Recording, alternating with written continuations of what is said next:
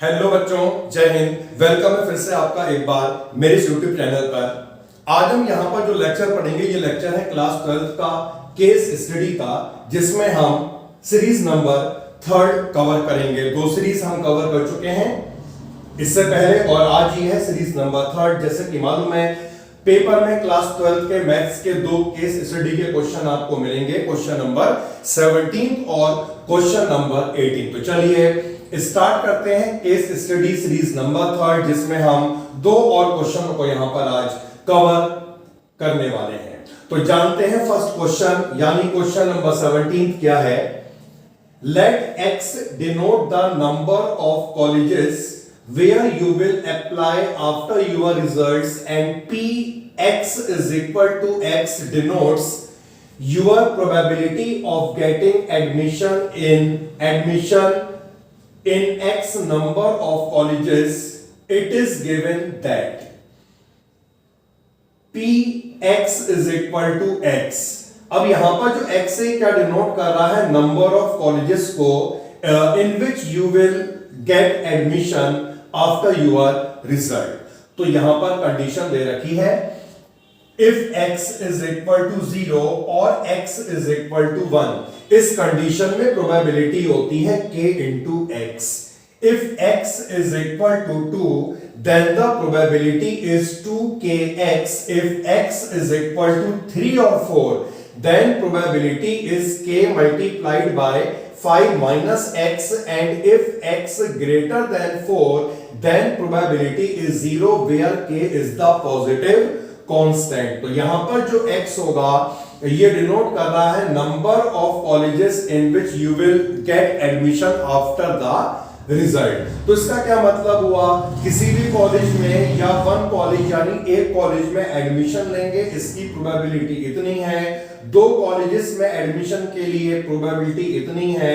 3 या 4 कॉलेजेस में एडमिशन की प्रोबेबिलिटी इतनी है। और जब यही x 4 से ग्रेटर हो जाएगा देन प्रोबेबिलिटी इज 0।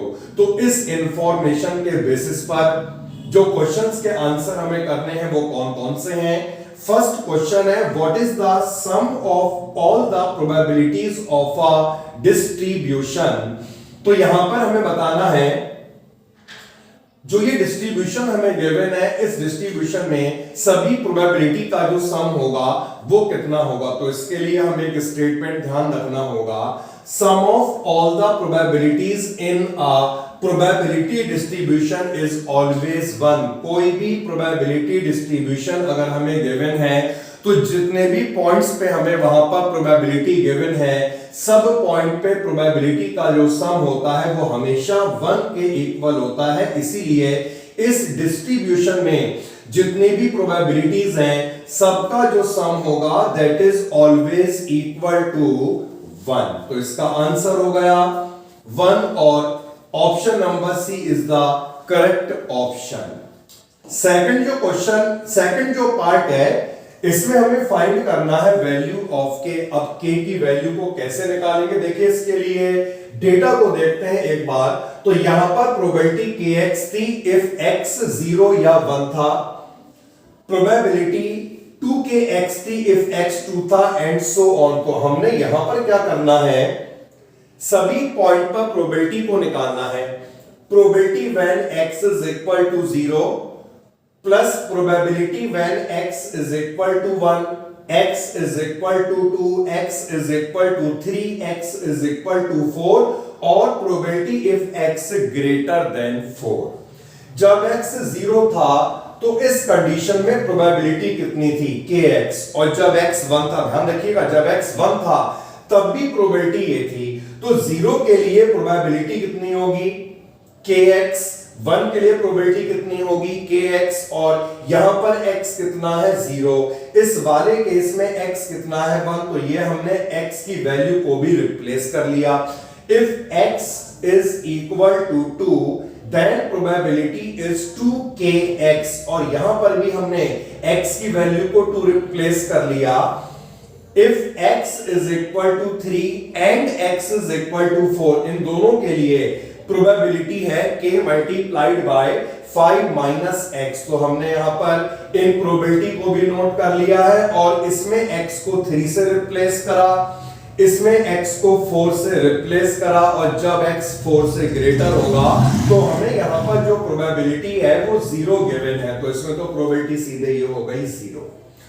तो ये हमने सारी वैल्यू को यहां पर ऐड कर लिया और जो भी यहां पर x की वैल्यू थी इन x की वैल्यू को भी रिप्लेस कर लिया। सबका सम 1 होता है जैसे हमने ऊपर वाले स्टेटमेंट में समझ लिया था। तो सारी वैल्यू को ऐड करेंगे, 1 के इक्वल पुट करेंगे, 8 के 1 आएगा और इससे हमें k मिल जाएगा 1/8। ऐसा सी वाला ऑप्शन यहां पर हमें दिख रहा है। तो लास्ट में हमें ऑप्शन को मार्क करना है जो ऑप्शन करेक्ट होगा।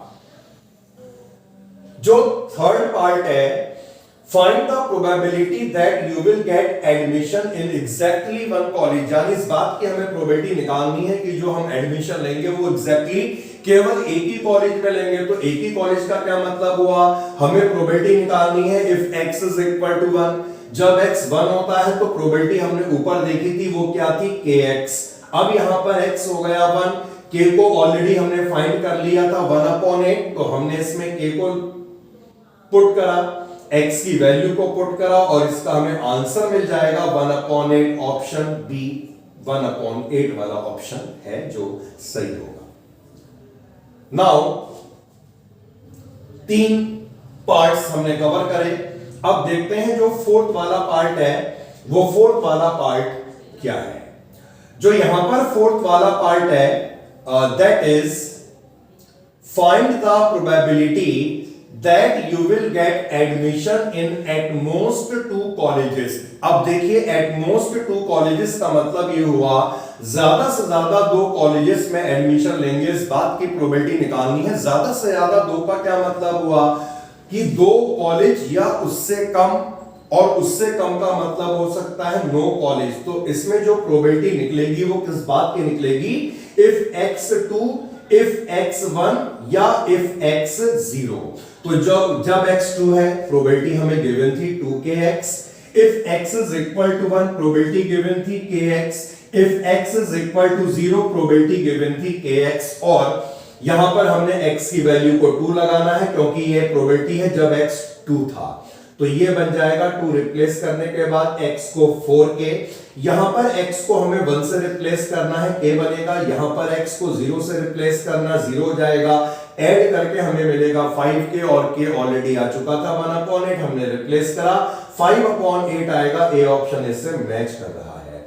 फिफ्थ वाला पार्ट, तो हमें हर क्वेश्चन में 5 सब पार्ट्स गिवन होंगे लेकिन हमें केवल 4 सब पार्ट्स ही करने होंगे क्योंकि यहां पर हम प्रैक्टिस कर रहे हैं। तो हम हर एक पार्ट का सॉल्यूशन देखेंगे। जो लास्ट पार्ट है that is find the probability that you will get admission in at least 2 colleges. इस बात की प्रोबेबिलिटी निकालनी है कि एडमिशन कम से कम 2 कॉलेजेस में लेंगे। कम से कम 2 का मतलब हुआ 2 कॉलेजेस और मोर देन 2 कॉलेजेस। यानी जब x2 होगा, x3 होगा, x4 होगा या x4 से ग्रेटर होगा, क्योंकि डिस्ट्रीब्यूशन में हमें 4 से ग्रेटर वाला केस भी दिया था जिसकी प्रोबेबिलिटी 0 थी। जब x2 होगा प्रोबेबिलिटी थी 2kx, if x is 3 then probability is k into 5 minus x, if x is 4 then probability is k into 5 minus x, if x greater than 4 probability is 0। तो यहां पर x को 2 से replace करना है क्योंकि ये प्रोबेबिलिटी है जब x 2 था, यहां पर x को 3 से रिप्लेस, यहां पर x को 4 से रिप्लेस करके हमें ये मिलेगा, ऐड करके 7k और k 1/8 था, रिप्लेस कर देंगे, प्रोबेबिलिटी मिल जाएगी 7/8। जो डी ऑप्शन है वो यहां पर मैच हो रहा है। तो ये एक क्वेश्चन जो केस स्टडी का था, क्वेश्चन नंबर 17 वो हमने कंप्लीट करा। एक और क्वेश्चन है, हर एक सीरीज में 2-2 क्वेश्चन हमें कवर करने हैं। 18th क्वेश्चन है, a tank with rectangular base and rectangular side. जो बेस है टैंक का that is in the shape of rectangle और जो साइड्स हैं वो भी रेक्टेंगुलर साइड्स हैं, and this tank is open at the top. तो ये टॉप से खुला हुआ है, ओपन है। is to be constructed so that its depth is 2। Tank की डेप्थ हमें 2 गिवन है, मतलब इसकी हाइट हमें 2 गिवन है और इसका वॉल्यूम गिवन है 8 मीटर क्यूब। फिर इसके बाद कॉस्ट हमें गिवन है, इफ बिल्डिंग ऑफ टैंक ₹70 पर square metre for the base, यानी बेस को बनाने की जो कॉस्ट है वो है ₹70 पर स्क्वायर मीटर, और साइड्स को, चारों साइड्स को, क्योंकि टॉप से ये ओपन है, चारों साइड्स को कंस्ट्रक्ट करने की कॉस्ट है ₹45 पर स्क्वायर मीटर। तो ये तो इंफॉर्मेशन थी। अब इस इंफॉर्मेशन के बेसिस पर जो हमें क्वेश्चंस देने हैं वो क्या है, what is the cost of the base, base की कॉस्ट क्या होगी। इसके लिए हमें बेस का एरिया चाहिए होगा। यहां पर लेंथ को x से डिनोट किया है, विड्थ को y से डिनोट किया है, यानी बेस का एरिया होगा x इंटू वाई, और बेस की कॉस्ट कितनी है ₹70 पर स्क्वायर मीटर। अगर बेस का टोटल एरिया XY आया तो इसकी कॉस्ट कितनी हो जाएगी, 70 into area of base that is XY, 70XY। A option यहां पर हमारा मैच हो रहा है। तो ये हुआ फर्स्ट पार्ट कंप्लीट। जानते हैं सेकंड वाले पार्ट में क्या है। सेकंड जो पार्ट है, what is the cost of making all the sides, सभी साइड्स को कंस्ट्रक्ट करने की, सभी साइड्स को बनाने की कॉस्ट इसमें हमसे पूछी गई है, निकालना है क्या है। तो इसके लिए हमें क्या करना पड़ेगा, सभी साइड्स का एरिया निकालना पड़ेगा। सभी साइड्स के एरिया का क्या मतलब हुआ, जो टैंक हमारे पास दिया है क्यूबॉइडियल शेप में, उसमें चारों वॉल्स का एरिया, चारों वॉल्स के एरिया का क्या मतलब हुआ, curved surface area of the cuboid, जो हुआ करता है 2HL+B। हाइट हमें गिवन थी 2, तो हमने हाइट को रिप्लेस कर लिया 2 से, यानी हमें मिला 4 इंटू x+y, और साइड्स को फॉर्म करने की कॉस्ट थी ₹45 पर स्क्वायर मीटर। यानी टोटल कॉस्ट कितनी होगी, जितना भी ये टोटल एरिया आया, जितना भी ये टोटल एरिया आया, multiplied by the cost of 1 square metre, यानी 45। तो जब इसे मल्टीप्लाई करेंगे 180x+y हमें मिलेगा, और यही है cost for constructing the all side. C वाला ऑप्शन देख सकते हैं, एग्जैक्टली यही है। नेक्स्ट पार्ट में हमसे पूछा जाता है, if C is the total cost of tank then DC upon DX is, अगर C टैंक की टोटल कॉस्ट है तो इस कॉस्ट का डेरिवेटिव x की रिस्पेक्ट में क्या होगा। अब देखिए, इसके लिए हमें इक्वेशन को फॉर्म करना पड़ेगा।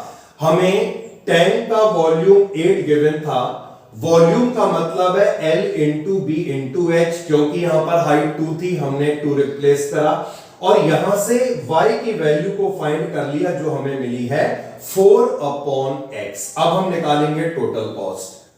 टोटल कॉस्ट कैसे निकलेगी, जितना भी बेस दिया है टैंक का उसकी कॉस्ट और चारों साइड की कॉस्ट। तो बेस कॉस्ट और चारों साइड की कॉस्ट, बेस की कॉस्ट हम निकाल चुके थे, 4 साइड की कॉस्ट भी हमने अभी निकाली थी, तो ये हमने दोनों को यहां पर रिप्लेस कर लिया, और y की वैल्यू को हमने निकाला था 4/x, तो यहां पर हम y को 4/x लगाएंगे, इसमें भी हमने y को 4/x लगाया, ये x कैंसिल होके तो हमें 280 मिल गया, और यहां पर ये ऐसी रहेगा। अब हमें इसका डेरिवेटिव निकालना है, dc अपॉन dx निकालना है। जब हम इसे डिफरेंशिएट करेंगे तो ये तो कांस्टेंट है, इसका डेरिवेटिव 0 हो गया, और यहां पर x का डेरिवेटिव 1 अपॉन x का डेरिवेटिव -1/x²। तो इसे हमने x की पावर -2 की फॉर्म में लिखा, क्योंकि ऑप्शन में यही था, बी वाला ऑप्शन हम देख सकते हैं यही है। तो ये आ गया है dc अपॉन dx। जानते हैं जो इसका नेक्स्ट पार्ट है, वो नेक्स्ट पार्ट क्या है। सो नेक्स्ट पार्ट जो है, for what value of x C is minimum, x की किस वैल्यू के लिए जो कॉस्ट है वो मिनिमम होगी। अब मिनिमम के लिए जो डेरिवेटिव होता है वो 0 होता है। तो जो भी कॉस्ट का डेरिवेटिव हमने फाइंड किया था बेटा, इसे हमने 0 के इक्वल रखा, ये dc अपॉन dx आया था, 0 के इक्वल रखा, जिसे सॉल्व करके हमें मिला 1 minus 4 upon x square is equal to 0। और फाइनली जब हम यहां पर x निकालेंगे तो x स्क्वायर 4 होगा, यानी x होगा प्लस का 2, माइनस का नहीं होगा क्योंकि ये डायमेंशन को रिप्रेजेंट कर रहा है। तो x 2 है और यही हमें फाइंड करना था x की वैल्यू। इफ c इज मिनिमम, तो ये मिनिमम के लिए x 2 आया। Option B is the correct option. और लास्ट पार्ट में पूछा जाता है what is the least cost of the construction. Construction की कम से कम कॉस्ट क्या होगी। हम फाइंड कर चुके हैं कंस्ट्रक्शन की कॉस्ट मिनिमम कब होगी। कंस्ट्रक्शन की कॉस्ट मिनिमम तब होगी जब x होता है 2, और ऊपर हमने कॉस्ट का फंक्शन भी बनाया था 280 plus 180 multiplied by x plus 4 upon x, y को रिप्लेस करने के बाद। तो जब x 2 होता है कंस्ट्रक्शन कॉस्ट मिनिमम होती है, यानी इसमें अगर हम x को 2 से रिप्लेस कर देंगे तो 2 से रिप्लेस करने के बाद जब हम यहां पर इसे सॉल्व करेंगे तो हमारे सामने इस कंस्ट्रक्शन की मिनिमम कॉस्ट आ जाएगी जो होगी 1000 रुपीस। और ऐसा एक ऑप्शन हमारे सामने है, ए ऑप्शन। तो आंसर जब आ जाए लास्ट में जो भी ऑप्शन मैच हो रहा है उस ऑप्शन को भी आपको मार्क करना है। तो आज इस लेक्चर में केस स्टडी की थर्ड सीरीज में हमने 2 केस स्टडीज के क्वेश्चनों को कवर करा। फोर्थ वाली सीरीज में इसी तरह से हम 2 और क्वेश्चन को कवर करेंगे। तो मिलते हैं फोर्थ सीरीज में। ओके बाय, जय हिंद।